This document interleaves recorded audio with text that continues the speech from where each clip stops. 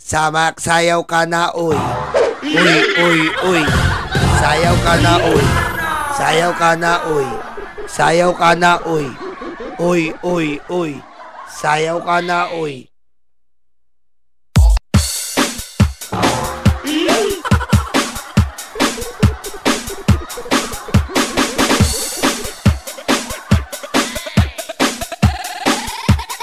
Budot sir, budot sir, budot sir.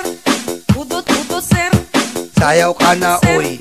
Budot, budot sir. Budot sir. Budot, budot sir. Nakita niyo po ang isang retarded na ex-president nagsasayaw-sayaw na parang talagang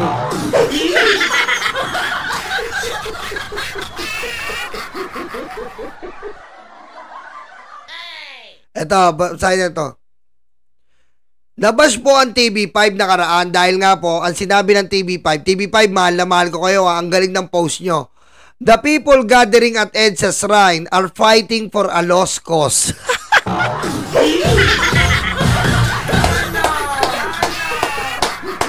TV5, mahal na mahal ko kayo. Oh, ganito tayo TV5, ganito TV5. Oh, ganyan ang TV5. TV5, ganito ang senyas natin, ha? Ha?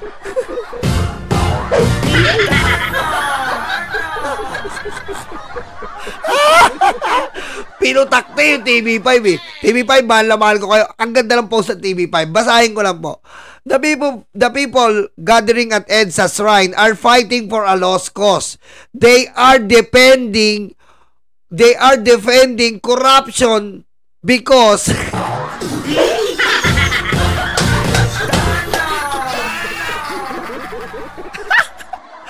because Vice President Sara Duterte, who committed blunders that exposed her political weaknesses, could not explain how her confidential funds were spent. I love you, TV5!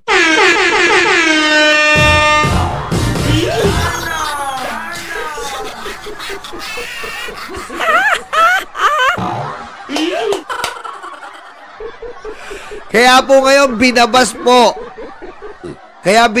po ang TV5 ngayon dahil nga po totoo naman po kasi yung post ng TV5. Di ba? Ang Tagalogin natin, ang mga nagtitipon-tipon na mga luga sa EDSA ay nilalaban po ang walang kakwenta-kwentang bagay. Dinedepensa nila ang korupsyon kasi ang vice presidente nilang si Sara Duterte na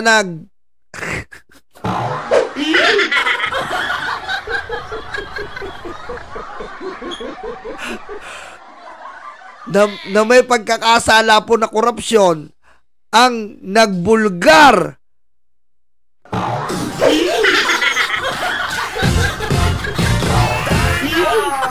saklap. Grabe yung mga ginamit ng TV5. Grabe talaga.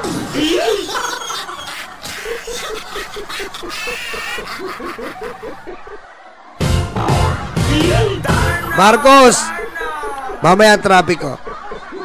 Itatopic ko. Ang galing pa, Direk Freddy, no? Asartalo eh. Ito na tayo. Oh, dito na tayo. Oh. Ito naman tayo ngayon. Dito na. Ito yung mainit ngayon eh. Ito po muna. South Korean President declares emergency martial law. Ayan po, mag-ingat kayo ha. At alam ko po ngayon, ngayon medyo paupa-upa na. Paupa-upa na po yung ano ng South Korea. Yung mga Pilipino, mag-ingat po dyan sa South Korea. Anyong lupa, anyong tubig, anyong hangin.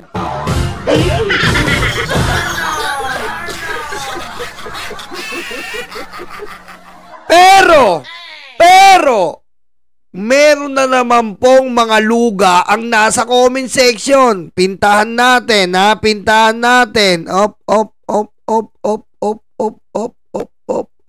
Ginigipit nyo lang, mga Duterte. Anak ka ng lugaw. Ikaw talaga.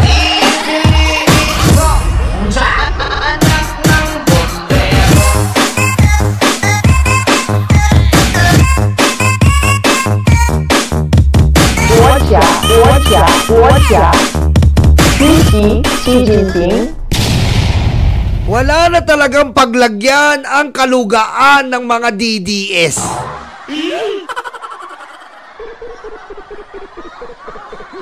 Biro mo ang topic, South Korean President declares emergency martial law. Yung mga lugan DDS, ginigipit nyo lang ang mga Duterte.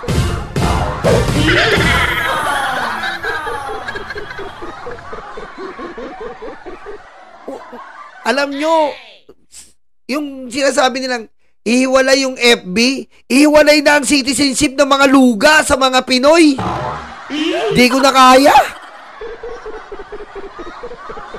Sige, papasend ko sa BMB sa'yo. Ang tawag dito, hindi ko na kaya, ihiwalay na natin ang citizenship ng mga luga sa mga Pinoy. Hindi ko na kaya to. Ayoko na tawagin Pinoy kung kasama ko tong mga to.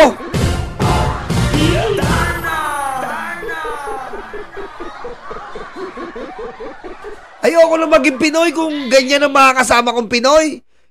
Iwalay yung, kumbaga yung FB, iwalay sa matanda. Ito, iwalay yung mga citizenship ng mga luga.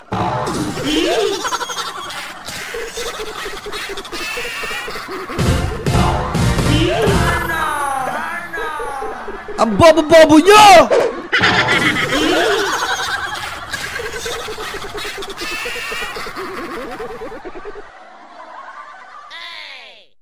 Pero mo nananahimik yung South Korea yung usapan eh. Kasi nga, English eh. English po. Akala nila, yung South Korea, sumusuporta sa Pilipinas. Akala nila ganun eh, sinusuportahan si BBM. English eh. Nakita nila, martial law. Oh, putik ah.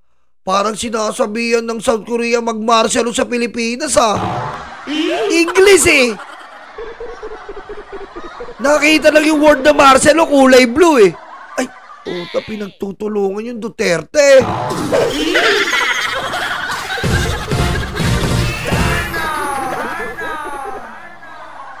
Bobo. Ang bobo nyo talaga, mga DDS. Ewan ko sa inyo. O, pakinggan natin si Magdo. Alam ko, iba talaga ang atake because hindi naman ako nag-share ng chismis sa inyo. Pero wala na talaga akong masishare sa inyo sa side ng mga Duterte ngayon because I have not spoken to any of them for more than a year. Last kami nag-usap ni PRRD personally was before the SONA of 2023. That was the time when I told him that I would stay in the side of the government because that's what I promised that I would do. Kaya ang sinabi niya sa akin, Jam, ang away na to, hindi ka naman talaga kasali. Tama. The away of politicians is very trivial. Tama. Because us, politicians, come and go. Tama. You should not be loyal to any of us. Tama yun ha. Huwag kang maging loyal sa mga politiko. Tayo, loyal tayo dapat sa Pilipino. Sa Pilipino tayo. Ngayon nakikita natin maganda yung administrasyong Marcos. Kaya natin pinagtatanggol. Pero mo na ba naman, paano hindi mo pagtatanggol?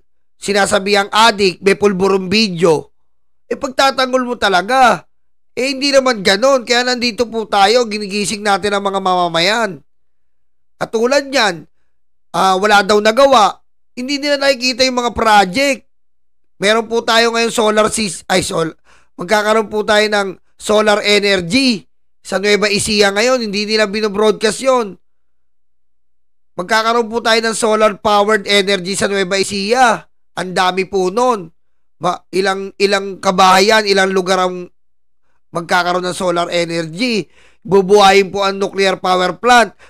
Binayaran po ang utang ng magsasaka. Nagbigay po ng mga maraming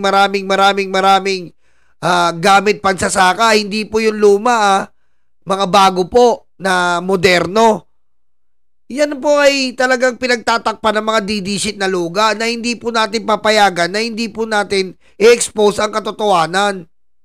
Paano na lang po kung hindi natin dinidepensahan ang mga binibigay talaga ng totoong gobyerno para sa Pilipino? Diba? Luga! You should be loyal to the Oo nga pare, solar system eh. Nabanggit ko solar system. Filipino people. I've made so many videos about it. Nakakapagod at nakakatawa talaga ang mga taong toxic. Gusto niyo na lang naman akong magsalita kasi gusto niyo at expected niyo na i-defend ko ang mga gawain ng mga Duterte. How can I defend something I don't agree with? Oh my God! How can I agree with? Yun lang naiintindihan ko, Ay, naiintindihan ko, How can I agree with? Tama nga naman. How can you agree with? Di ba? Paano ka naman ganun? Paano mo didepensaan yung mga bagay na hindi mo sinasangayunan? Di ba? Paano mo didepensaan yun? Kailangan, bago mo depensaan, sinasangayunan mo. Hindi. Yung mga luga, kahit mali, sinasangayunan kasi nga, pumapatak na naman ang luga sa tenga ng DDS. Diba? Yan nga ba ang sinasabi ko? Dati sinasabihan niyo ko, ang ingay-ingay ko about sa mga Duterte, na ang toxic ko. I don't want to be the type of person that is toxic now. Nag-iiba talaga ang priorities ng mga tao. Ako, ang priority ko, ang tumulong. At yun naman lagi ang sinishare ko sa plataforma na to. Kayo kasi nagagalit kayo if I talk about the government. Kasi para sa inyo, oh my God, BBM supporter na ako. Kailan ba ako naging hindi? Diba, sila nga ang kinampanya ko nung eleksyon. Kaya hindi ko naiintindihan ang mga logic ng mga tao na gusto nyo magsalita about kay VP Sara. I never worked for her. I never aspired to work for either the DepEd or the OVP.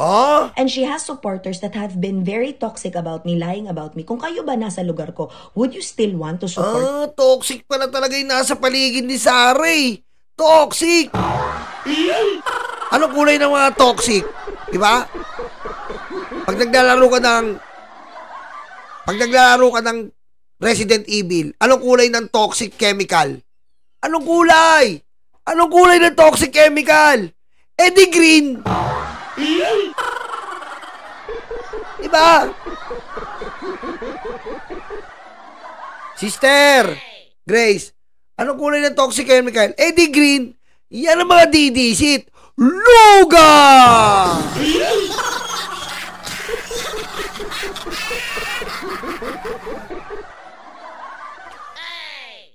A person like that? Ayoko. Dati pa lang, bago pa lang siya nanalo, hindi naman na talaga ako sa kanya.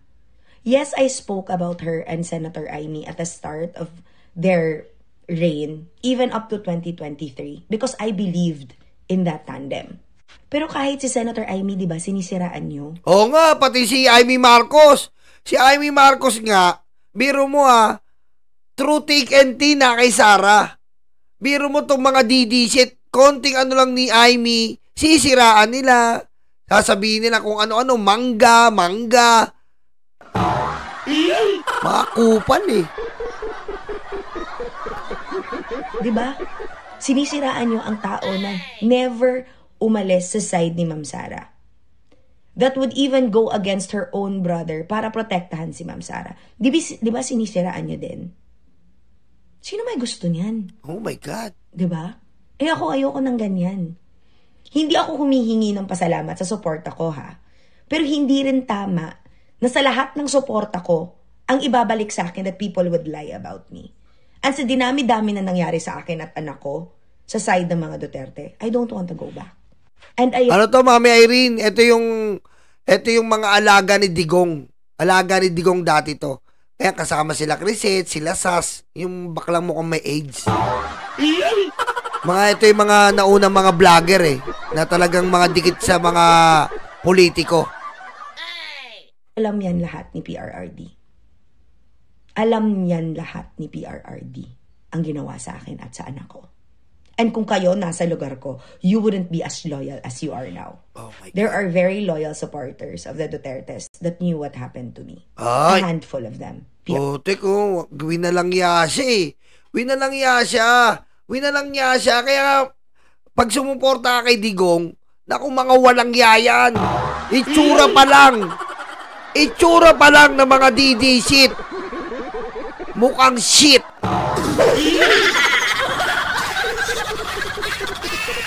Diba? Itsura pa lang ng mga DD shit. Mukhang shit na. Pagtitiwalaan mo pa ba?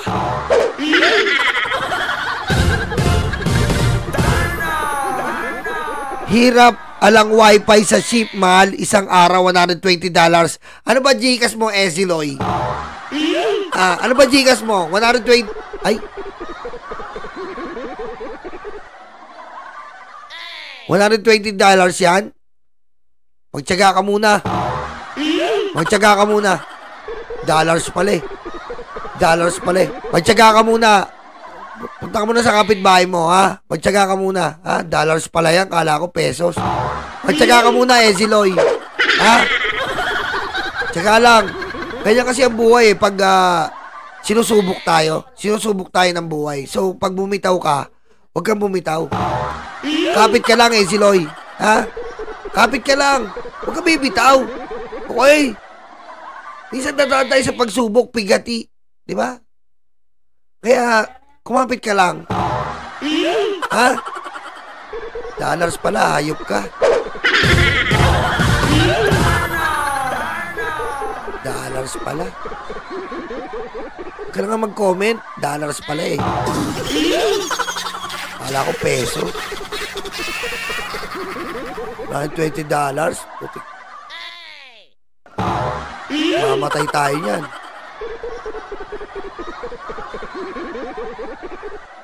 Huwag ka na mag-comment.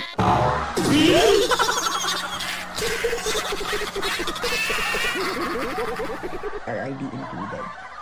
And I said, and I promised to him, sir, for as long as you are alive, I will not say anything about any Duterte. Not even you. If I don't agree with what is happening now, I will tell you myself, and which I did that. It was so heartbreaking for me to get married na wala doon si PRRD. It was so heartbreaking for me to choose to get married in a silent ceremony somewhere na kami-kami na lang talaga. When in fact, kung hindi dahil sa away na to, he would have been there. Him and the speaker and Ma'am Yeda would have been there. Even Kuya Robin Padilla, who are closest to me. Ang kahirapan kasi sa mga tao na nag-aaway-away ngayon about sa politika, nag-aaway-away kasi kayo kasi hindi naman kayo as close to the people that you are fighting for. Ako, in my position, I don't look at any of them as ano yun, artista na obsessed ako. Ano yun, love team na nag-break up, napipili ako ng side. I felt sad for months because ayokong maipit.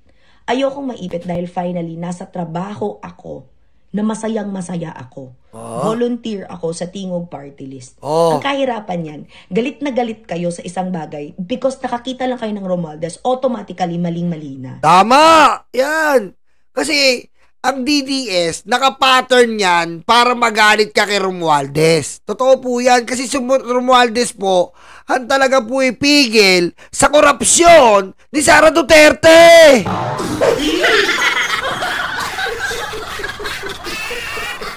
Kaya po, ang DDS, naka-pattern yan, magalit kay Romualdez. Kasi nga, naka-pattern yun eh.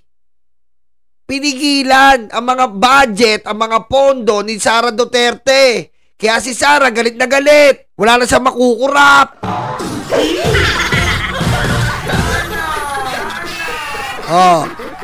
Tapos, sino ba nag-expose ng korupsyon ni Sara Duterte ngayon? Ang Congress. Sino ang speaker? Si Romualdez.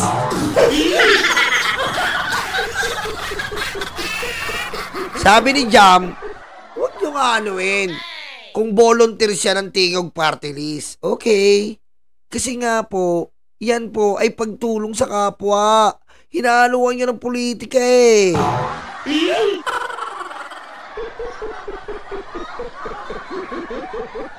Sige, Esiloy, kiss mo na lang ako. Ayop ka. Huwag ka na mag-comment. Ngayon lang naman nagsalita si Speaker at ang Presidente dahil sa sinabi ni VP Sara. And entitled sila doon. Ang kahirapan lang din kasi, gusto nyo na magsalita ako para pabor sa inyo. Hindi ako ganun. Ayoko na nagpapadikta. Yan ang gusto ng DDS. Kapag galit ka doon, galit ka rin. Kapag sinabi nila, papaboran mo. Kung di ba naman kayo mga luga, ang tatanga-tanga nyo. Walang laman yung utak nyo. Gusto nyo, pinapaboran kayo. Hindi ganun si Jam.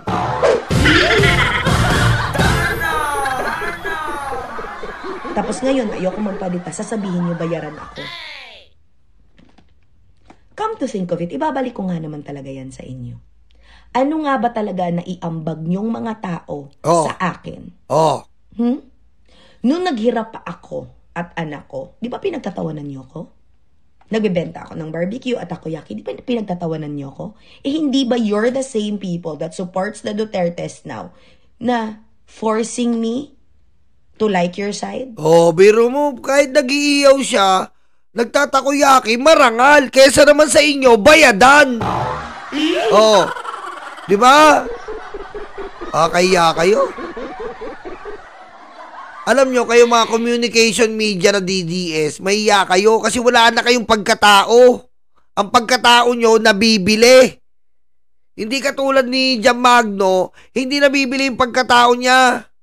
Kayo, mga communications manager, Marlica Puday na tumutulog, Green sa Puday, yung si Sas na baklang may AIDS, ayan, si Maui na may goiter, ayan yung mga, si Badoy na kamukha ni Hannibal, Baratae, si Zoraida, mga nabibili kayo. Oh. Siya, nagtitinda siya, nag-iiyaw siya, nagtakoyaki, tinawanan nyo. Kasi nga suporta lang siya, hindi siya bayad kayo, bayad na. Kaya ang toxic niyo. And yes, I used to be a part of the people that supports the Duterte so vocally. Pero it's not nice na kayong mga sinusuportahan ko din, kayo yung unang manginginsulto sa akin. Uy! Kaya ganun, di ba? Nung gamit na gamit niyo pa ang content ko, Oh. di ba? Tuwang-tuwa kayo. Oh. Pero ngayon naman na nahimik ako, Oh. gagawan-gawan niyo naman ako ng storya. Iyon. Di ba diyan kayo magaling? Uy! Gawa-gawa ng istorya. Gawa-gawa! Fake news peddler! Ganyan ang mga DDS. Diba? Ganyan ang mga DDS. Hanggang sa kaya nilang i-fake news, ipi-fake news nila.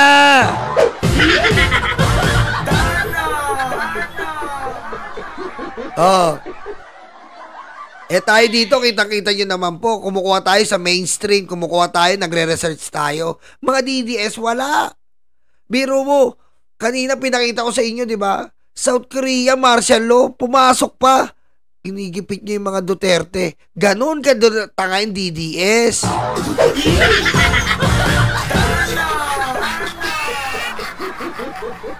Ako, hindi yan kaya ng pagkatao ko because I don't like fake news. I don't like fake news at all. And with so much fake news being proliferated now. Jam, kamukha mo yung ex ko, ha? Ganyan na ganyan yung tsura ng ex ko, eh. Ganyan na ganyan, oh. Asan ka na kaya? PM mo nga ako, uy.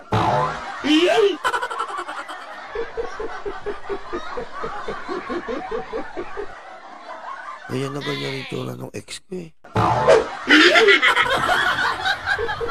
Asan ka na ba? Sabi ko sa'yo kasi nung mag-subscribe ka, eh. Diba? Sabi ko sa'yo nung 1K pa lang subscriber ko, mag-subscribe ka. Asa ka na? Hindi kita makita, mag-PM ka na.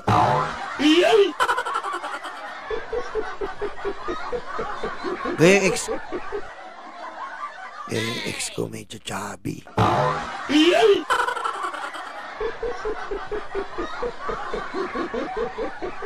PM mo ako. Kamustahin lang kita. Ha? Naalala ko tuloy. Kaya ayoko i-react to si Jam Magno. Naalala ko, eh. Hindi ako hindi ako mapalaga.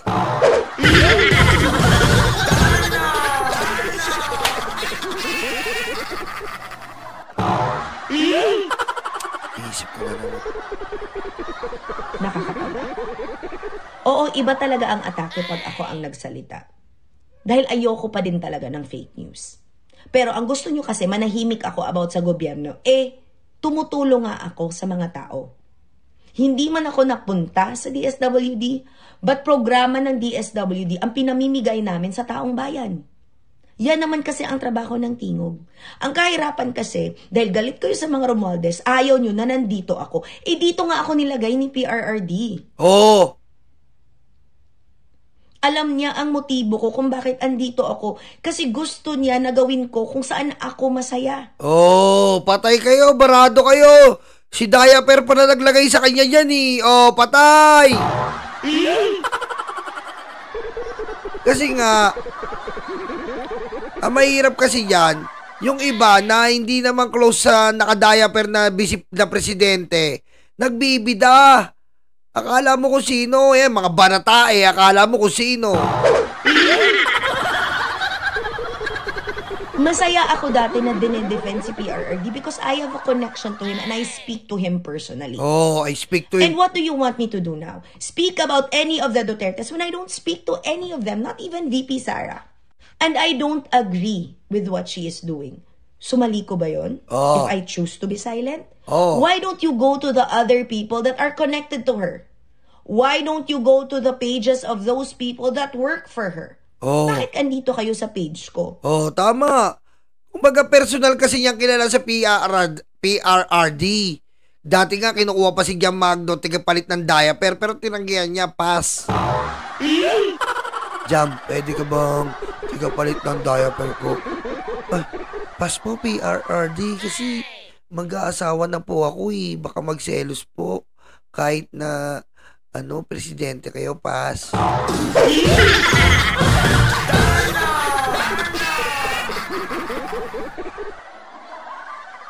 Yung mga kasi siya, nakakausap niya talaga yung naka-diaper na presidente.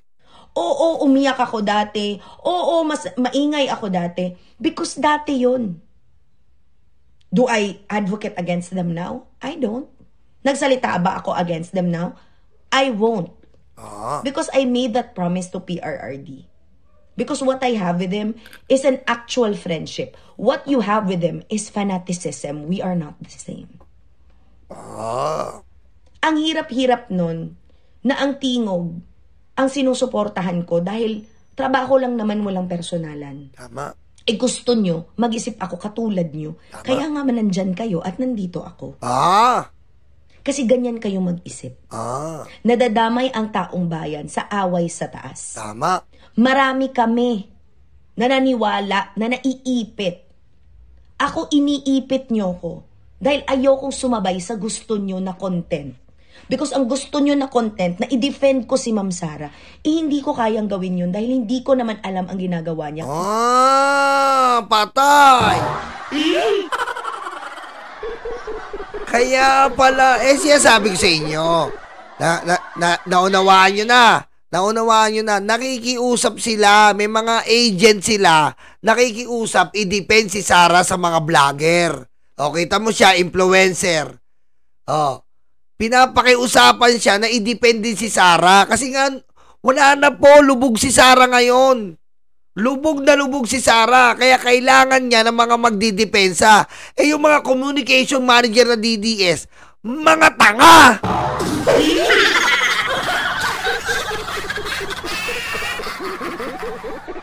Diba?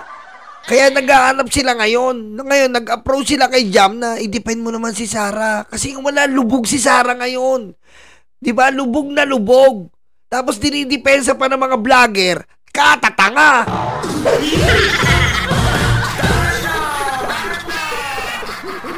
Diba? Hindi nga nga madidepensa si Sara kasi nga may tililing na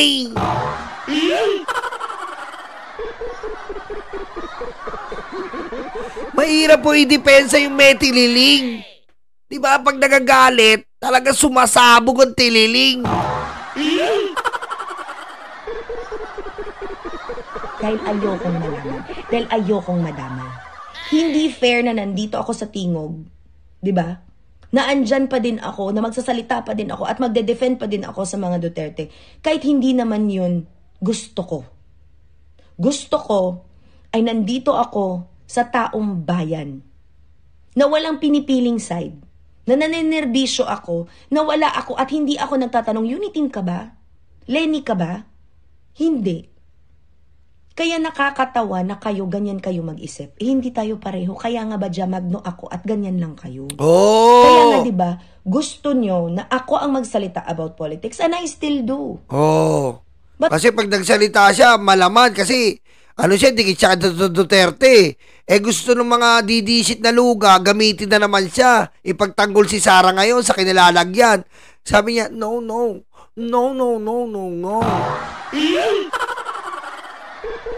Sapol. not about an away that has nothing to do with how the government works now. In fact, ang away na yan is threatening the government. Yes! Hindi ba nakikita yan? Pero kung sasabihin nyo na I will agree to a people power, I won't. For what? Magpi-people power, magkakagulo ang Pilipinas. For what? Sasabihin nyo magulo ang Pilipinas? No, it's not. Because ang nagpapagulo sa Pilipinas, ang mga opinion nyo na wala naman talagang ambag sa pagpapatakbo ng gobyerno at sa pagtulong sa mga tao. Kaya Aray! ayokong sumabay sa inyo. Ayaw niya nga sa inyo. Can't you see? Ayoko na sa iyo. Ha? Ayaw na, parang ex. Pag ayaw na. Naalala ko talaga, kamukha mo, pati yung boses. Tapos yung pag nagagalit siya, ganyan na ganyan.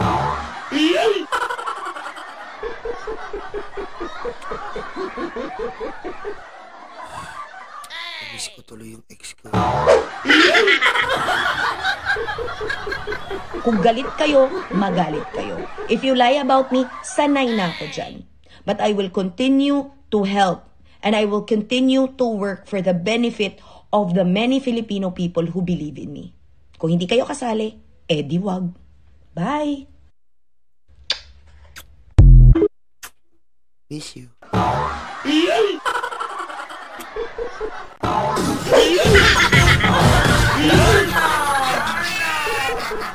Ayan po ha, nakita nyo na po ha.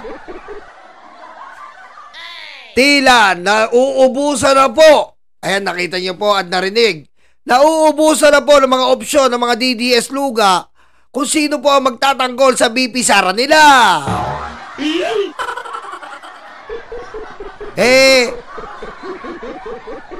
Ang masaklap, tinabla po sila ng solid Duterte supporter na si Dya Magno na may direct contact po kay Rodrigo Dayaper Duterte. Tinabla po sila eh.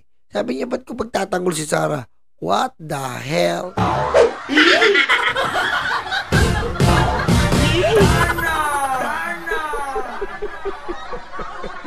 Okay?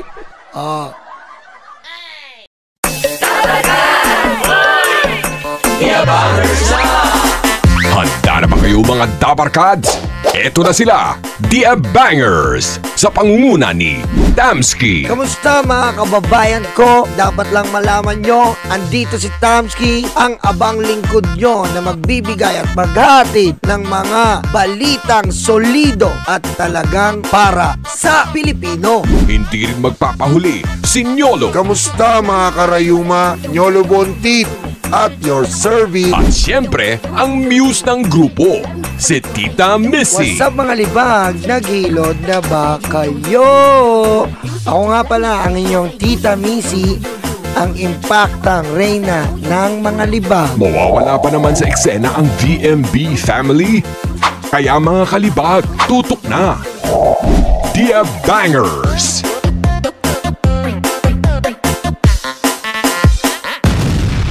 Kabahan na kayo.